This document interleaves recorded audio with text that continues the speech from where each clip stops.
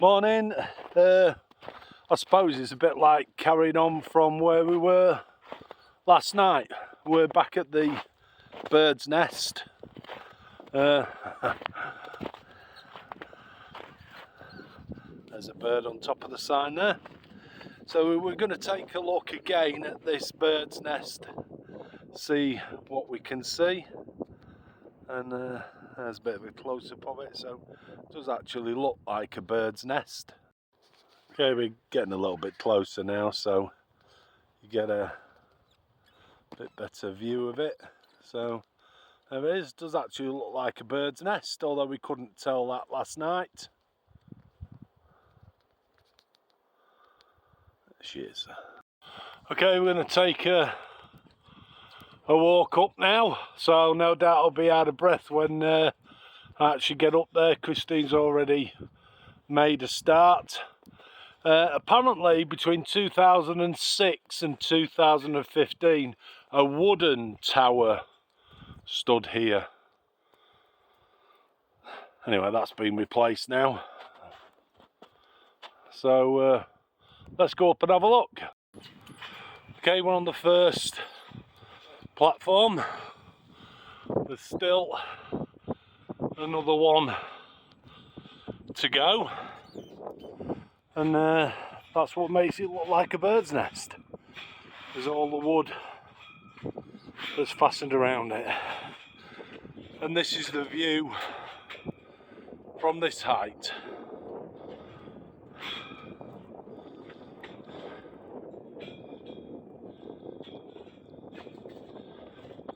I expect on a summer's day you could see quite a distance.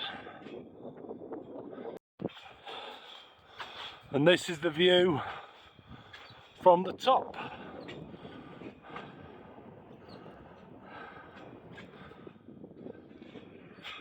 Church there in the background. Plenty of forest all around. It's quite a foggy day really. This is the dome that's on the top. Apologies for being out of breath again.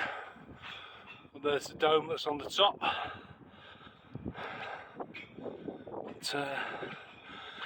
But, even though it's 2-3 degrees on the ground, I can tell you it's a lot colder up here and windier. There you go, one last little look at it. In case you're interested, it's 144 steps to the top, if you're interested.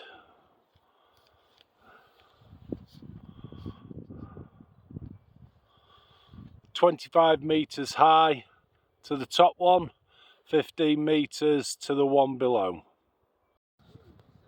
We stood at a memorial. It's dated 1918 to 1920, so we're assuming that it's a memorial to those that died in the fight for independence. You notice when you're driving on I would call it a B road, they scrape it and then they chuck what is in effect dirt on the road to try and give you some traction. So if you notice all the brown stuff, it's not sand, it's dirt. Very foggy around here as well at the moment.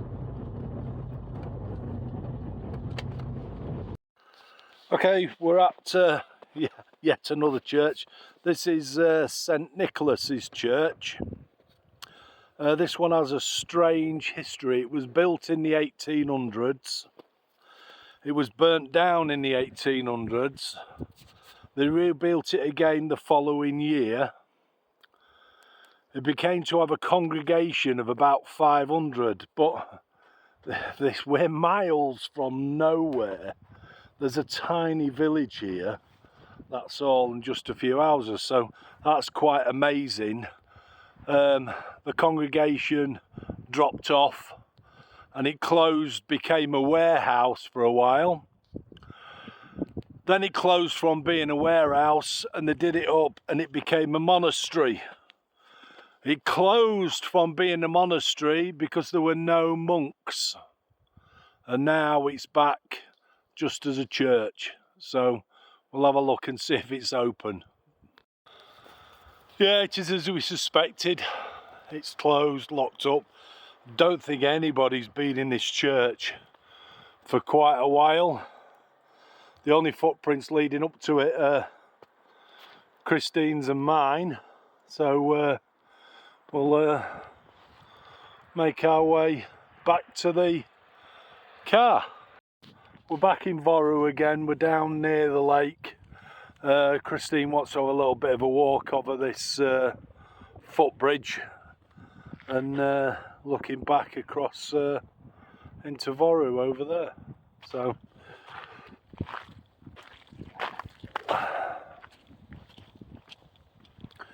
there's a sign telling you not to feed the ducks. It does have a name, this bridge, but to be honest, I'm not really sure what it is. Has its own Estonian name. Expecting the summer, it's quite nice. I presume there'll be an awful lot of wildlife on the wetlands, which is pretty much what you got there, but not today. Not today. It's just a frozen lake. Looks like somebody's tried walking on it. Some footsteps. Oh yeah, there's some footprints out there. I think because we've had a bit of a big thaw, somebody's been on here, and if you look carefully, they were probably fishing there. Probably.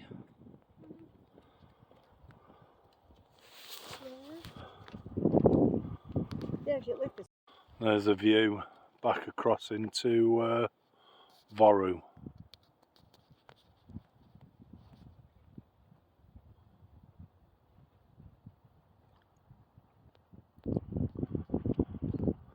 Seem to be on a bit of a thaw at the moment. We're down by the lake now, and if you wanted to see what it looks like frozen.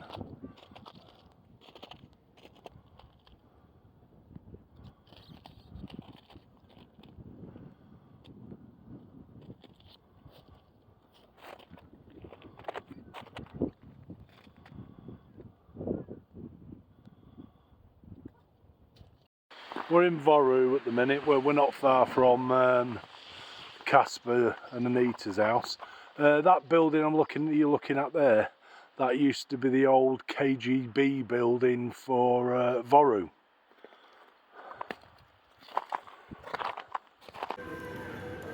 Just come across this Santa. If you look, looks like he's breathing.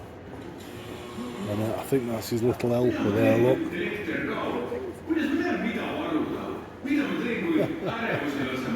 I've never seen out like that before. That is really funny. I like that. We've just come into the shop, and there's a shop here that sells cushions. What about them for a cushion? Hey? That's alright, isn't it? Look at the... I think you sit on these ones. But there you go, a titty cushion. This is Voru shopping centre, in case anybody's interested. Would you call this a traditional flat then? Sorry? Would you call this traditional? Yeah, as a, yeah, traditional eating, yeah.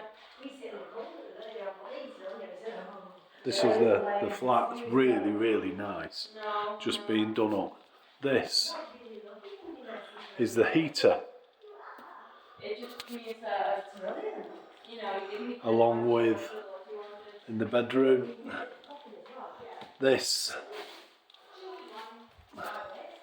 is the heater too. So it's from the bricks that you get the heat. But it's Really, really nice flat. Really nice flat. Lots of space. Yeah. And this. Much better. It's brilliant. So you load this with wood. So this gets hot, warms the room. And this one is the one that's for the bedroom, but it's also for cooking. So it's a very traditional way of doing things from here. And it tells me as well that you can get proper special pots to put in there, so you can cook certain things with them. Which is good when you have a small baby because you can, There's the kitchen. Really, really, really nice. Looks fantastic. Brilliant. If you have a choice, I'd definitely go for something like this. So open the other one inside. There's another one there. There's a little hole in the middle. Yeah. Lift that off. Open it. Oh, open yeah. it. Okay. Oh wow. Mix inside. Because then. All right, yeah. Yeah. It goes a long way back, doesn't Because it? it's really, really hot. What's it on about? Wow. Is there still flame in it? Oh, it's loads, yeah. Yeah, it's still hot, yeah. Okay, then it's too early to close it. Wow. We'll close this back up again, yeah? Yeah. Close that. This one as well, but not fully. Just a little bit. That's it. That's it. Stop. About that? Yeah, and put it back. Wow. There you go. Well There you done. go. Wow.